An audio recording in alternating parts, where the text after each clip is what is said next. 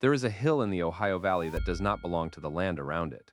The ground there is flat, river flat, the kind of flatness that runs for miles without so much as a rise to break it.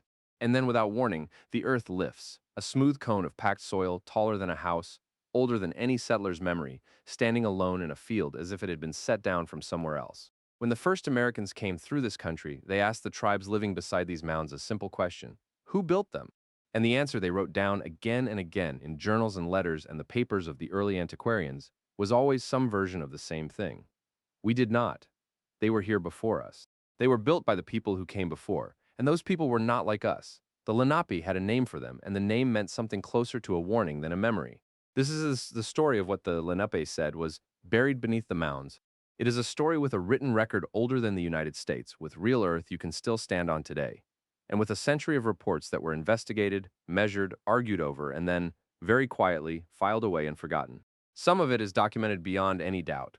The mounds are real, the record is real, the reports fill archives, and some of it should not be possible at all. We are going to walk through all of it. And by the end, you're going to have to decide for yourself which part is the story and which part is the thing the story was trying to explain. Let us begin where the Lenape themselves began. The Lenape, the people the Europeans would later call the Delaware, did not think of themselves as newcomers. They called themselves the Lenai Lenape, which they understood to mean the original people, the true people, the ones from whom other nations had descended. Their neighbors, even nations that had fought them, addressed them as grandfather. That is not a title you give to a young people. It is a title you give to the oldest branch of the family. And this oldest of nations kept a record of where it had come from.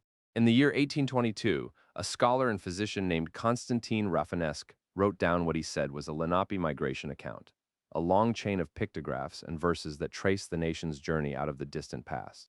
He called it the Walam Olam, the Red Record. Historians have argued about that document ever since, and we will come back to those arguments because they matter. But set the argument aside for a moment and simply listen to the story it tells, because the same story shows up in other places, told by other hands long before Rafinesque. The Lenape, the record says, came from far away, from a cold country in the west or the north. They traveled for generations, and at last they reached the banks of a great river, a wide, dark water the account calls the River of the Cliffs. The Mississippi, most who have studied it believe, but they were not the first to reach it. On the far side of that river, the land was already taken. It was held by a people the Lenape called the Talligewi, and the Talligewi were giants. Not giants in the way we throw the word around now. The accounts are specific. They were described as tall and powerful beyond the ordinary run of men, a people of great stature who lived not in wandering bands but in fortified towns, behind earthen walls in settlements built up out of the ground itself. They were farmers and builders. They raised the mounds, they had been raising them. The story implies for a very long time, the Lenape asked permission to cross the river and settle. The Talligewi refused, but they offered a bargain. The Lenape could pass through to lands further east, so long as they did not try to stay. The Lenape began to cross. And when a large part of the nation was already on the water, the Talligewi attacked. What follows in the record is not a single battle. It is a war that lasted, by the account's own reckoning, for many years. A generation, perhaps more. The Lenape, badly mauled at first, sent word to another powerful people to the north, a nation the account calls the Mengwe, whom we know today as the Iroquois. The two nations made a pact. Together they would break the giants. And together, over years of siege and slaughter, they did. The Talligewi were driven from their fortified towns one by one. Those who survived, the record says, fled south down the great river and were never a nation again. The mounds they had raised were left standing, empty in a country that now belonged to the people who had defeated them. That is the story the Lenape carried. A war against a race of builders and giants, ending in their destruction, ending with the victors inheriting an entire landscape of earthworks they themselves had not made and did not fully understand. And here is where a single old legend becomes something harder to dismiss, because the Lenape were not the only ones who remembered that war. The Iroquois, the Mengwe of the Lenape account, the very allies the story says joined the fight, kept their own traditions. And in those traditions, told by nations that lived hundreds of miles from the Lenape and spoke a completely different language, there is a race of giants too, they call them. In one telling, the stone giants, a people of enormous size and terrible strength who had lived in the land before, who warred against the ancestors of the Iroquois, and who were, at last, destroyed. Some versions say they came down out of the north. Some say they turned against ordinary people and had to be put down by cunning rather than force, because no man could match them in strength. But the core of it is the same core the Lenape kept, a larger, older people, a long war, and a world that had to be cleared of them before the nations we know could inherit it. Two peoples, Two languages, two separate bodies of tradition, recorded by different hands at different times. And underneath both of them, the same buried memory that when their ancestors arrived in this country, it was already held by giants, and that taking it cost them a war. You can call that coincidence. Two neighboring cultures borrowing a good story back and forth over the centuries until it lodged in both. That happens, and it is the ordinary explanation, and it may be the right one. But it is worth sitting with the alternative for just a moment, because the alternative is that two nations remembered the same event, and that the event was real now. Here's the first thing that should stop you. The Lenape were not describing a place they imagined. They were describing the Ohio and Mississippi valleys. And the Ohio and Mississippi valleys are in fact covered, carpeted, with exactly the kind of earthworks the story says the Talligewi built. They are real. You can go and stand on them today. At Grave Creek, in what is now West Virginia, there is a mound that rises nearly 70 feet into the air, a man-made hill of packed earth so large that the town simply grew up around it. When it was built, hundreds of thousands of tons of soil were carried, basket by basket, and piled into a single monument. It is one of the largest cone-shaped burial mounds in North America, and when the first settlers arrived, no one living could tell them who had made it. In southern Ohio, there is the Serpent Mound, a quarter-mile-long snake of raised earth, coiling across a ridge, its jaws open around an oval, so large and so precise that its full shape can only really be seen from the air, from a height no one who built it could ever have reached. And on the floodplain across the river, from modern St. Louis, stand the remains of Cahokia, a city, not a village. A city of earthen pyramids, the largest of which covered more ground at its base than the Great Pyramid of Egypt, a metropolis that at its height held more people than London did at the same moment in history. Whoever raised these things moved Earth on a scale that stunned the Europeans who found them, and the Europeans found something else that unsettled them even more. They found that the tribes living among the mounds, in almost every case, disclaimed them. The mounds, the tribes said, were old when their own grandfathers were young. They belonged to an earlier people, to the ones who came before, to a 19th century American mind. That answer opened a door that would not close for 100 years. Because if the living tribes had not built the mounds, then who had? And this is where the story stops being an old migration legend and starts becoming something reported in newspapers. Through the 1800s, as farmers plowed the valley and towns dug foundations and railroads cut through ridges, the mounds were opened, hundreds of them, sometimes carefully, by men who called themselves antiquarians and kept notes, more often carelessly by work crews clearing land who simply wanted the hill gone. And out of those mounds, according to a steady stream of local newspapers, county histories, and letters to scientific societies, came bones, ordinary bones most of the time, but not always. The reports that spread fastest and were repeated most often described skeletons that were wrong. Too long a frame laid out in the clay that measured 7 feet from skull to heel, then 8. In the most extreme accounts, figures approaching 9 feet and beyond. Jawbones described as large enough to fit over the face of the man who dug them up. Rows of teeth counted and found to be too many. Skulls with a strange heavy ridge across the brow. At Grave Creek itself, when the great mound was tunneled into in 1838, the excavators reported 2 burial chambers stacked within it, and human remains, and most famously, a small inscribed stone, the Grave Creek tablet, carved with characters that no one could read, characters that looked, to some who examined them, like an alphabet from the other side of the world. Consider one of them in full, because the shape of a single report tells you why these stories were so hard to kill. A crew is clearing a mound at the edge of a farm. It is late in the season, the light is going, and they want the hill flat before the plow comes through. They cut into it from the side, the way work crews always did, and a few feet in the shovels, stop making the sound of soil and start making the sound of stone, a rough ring of flat rocks, set on edge, walling off a chamber in the heart of the mound. Inside the chamber, laid out straight, is a skeleton, and the men standing over it go quiet because it is too long. One of them lies down beside it in the dirt to compare, and the thing in the ground is a head and shoulders longer than he is. There is a plate of mica by the skull, a few copper beads gone green, a pipe. Someone runs to fetch the man who owns the land, and by the time he arrives with a lantern, the air has gotten to the bones. And the great long frame that had lain sealed and dry for centuries is already beginning to darken and soften and come apart in their hands. By morning, there is nothing to measure. There is only a story, and a few beads in a coat pocket, and a dozen men who will each swear to what they saw for the rest of their lives. That is the pattern repeated across a continent, not a laboratory, not a photograph.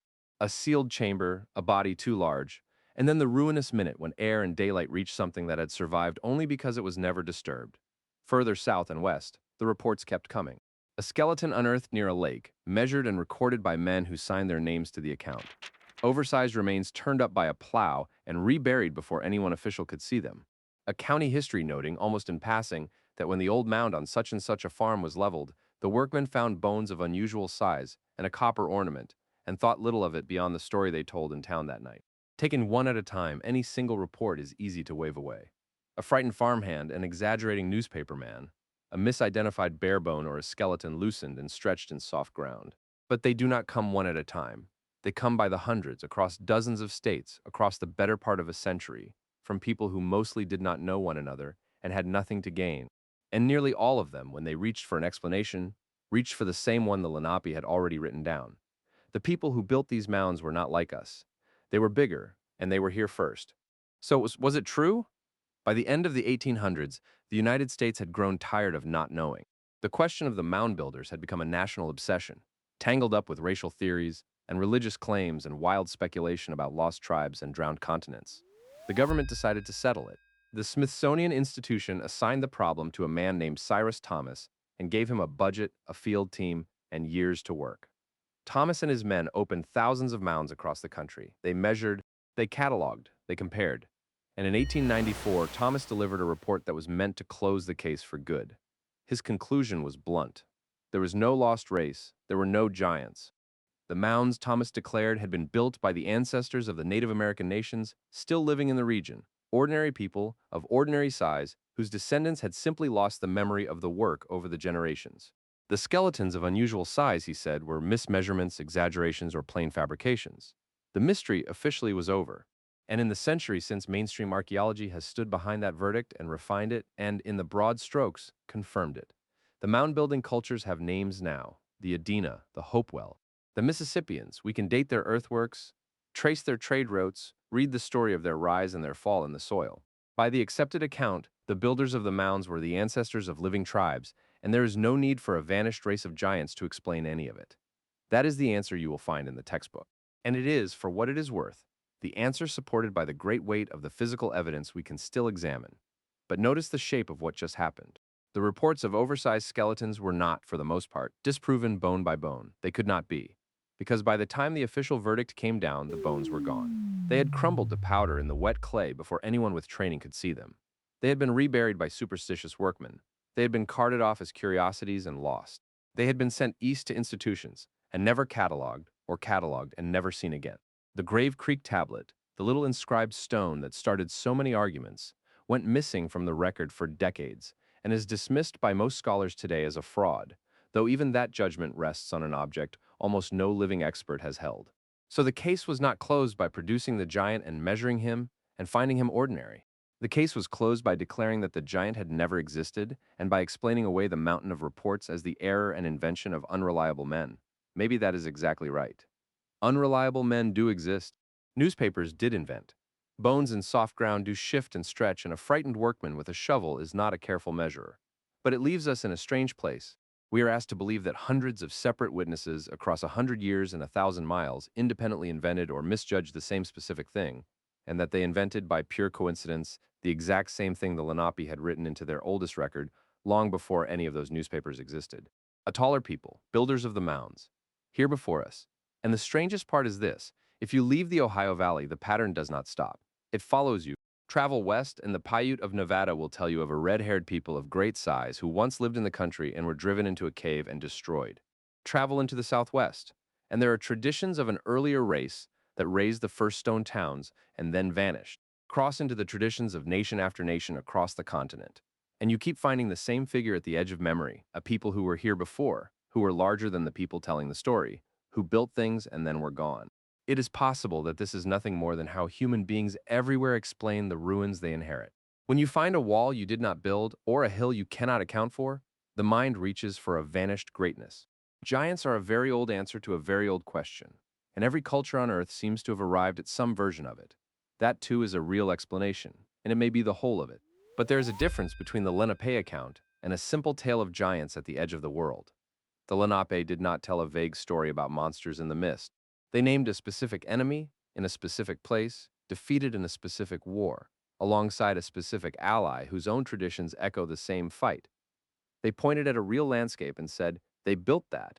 And when Americans went and looked at that landscape, The earthworks were exactly where the story said they would be, on a scale the story had prepared them for, disclaimed by the very people the story said had inherited them.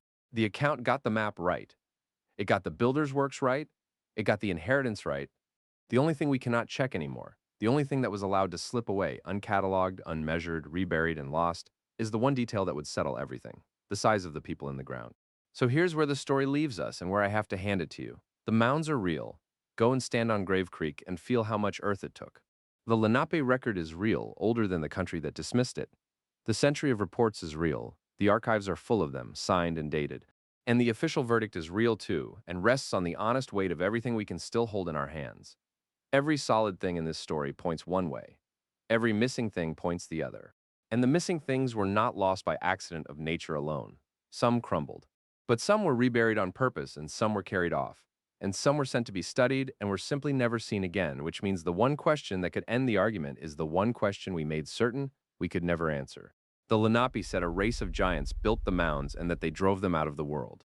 The science says there were no giants, only ancestors and the ordinary loss of memory, and the ordinary invention of frightened men.